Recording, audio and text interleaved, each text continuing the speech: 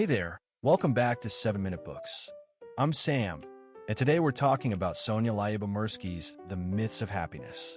Sophie, I have to ask, before we got into this book, did you have any pet beliefs about what would make you happy that turn out to be total fiction? Oh, absolutely. I think I believed for a long time that if I could just get the perfect job, the one with meaning and a good salary, I'd be set. And Lyubomirsky basically says, nope, that's a myth. She spends the whole book dismantling these common assumptions we have about happiness, and it's honestly kind of freeing. It really is. The book opens with this idea that we're all terrible at predicting what will make us happy. There's this term she uses, affective forecasting, and basically we overestimate the emotional impact of everything. Right, that's the impact bias. We think a promotion will make us euphoric for years, and a breakup will devastate us forever. But in reality, the emotional intensity fades much faster than we expect. And that's because of two things: hedonic adaptation and what she calls the psychological immune system. We get used to new circumstances, good or bad, and our mind unconsciously rationalizes negative events. So that new car, after a few months, it's just a car. Exactly. And one of the biggest myths she tackles is marriage. We're told that finding the one is the ultimate happiness solution.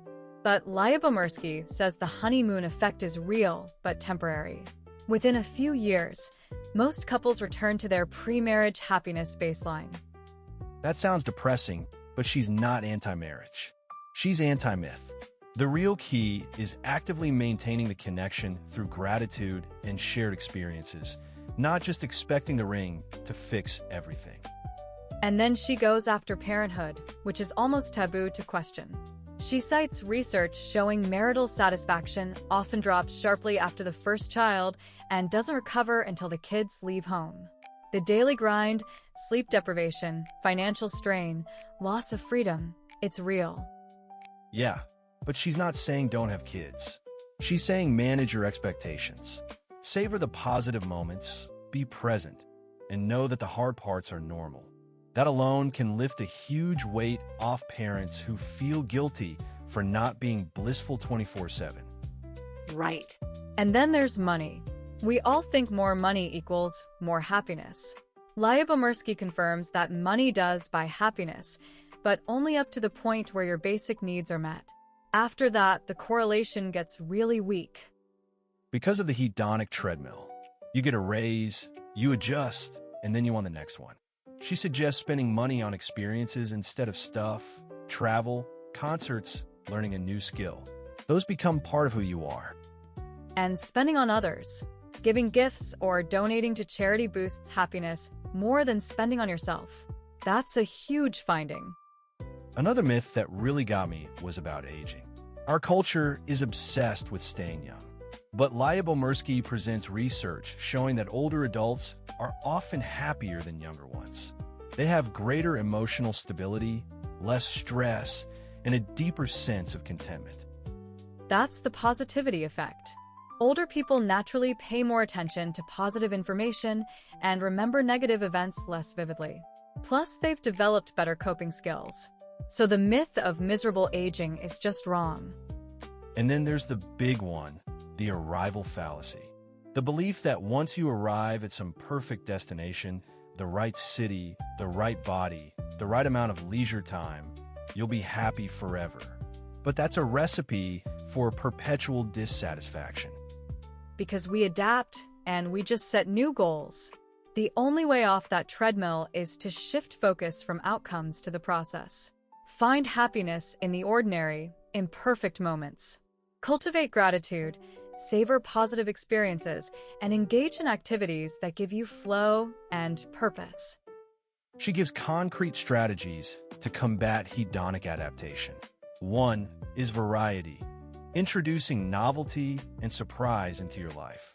Another is appreciation, actively reminding yourself of what you have by imagining its absence. That's where the 3 good things exercise comes in. And she emphasizes social connection above almost everything else. Humans are social creatures. The quality of our relationships is one of the strongest predictors of happiness. We often sacrifice relationships for career or money, but that's a tragic mistake. She also tackles the myth that we should always be happy, that negative emotions are problems to be eliminated. But Lyubomirsky says they're essential. Sadness signals a need for reflection.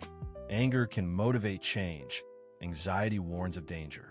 The goal isn't constant happiness. It's a full range of emotions. Acceptance is key. Acknowledge negative feelings without judgment. Let them pass.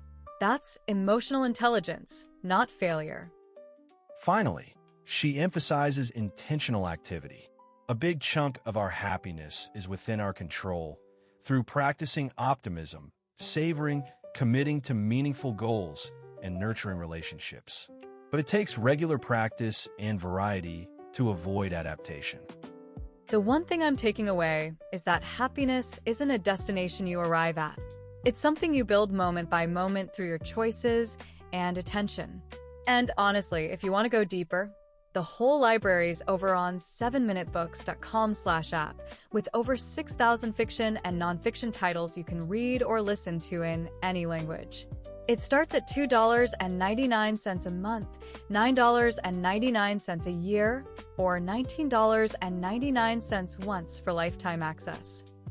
That's it. Stop chasing the mirage and start seeing the happiness that's already there.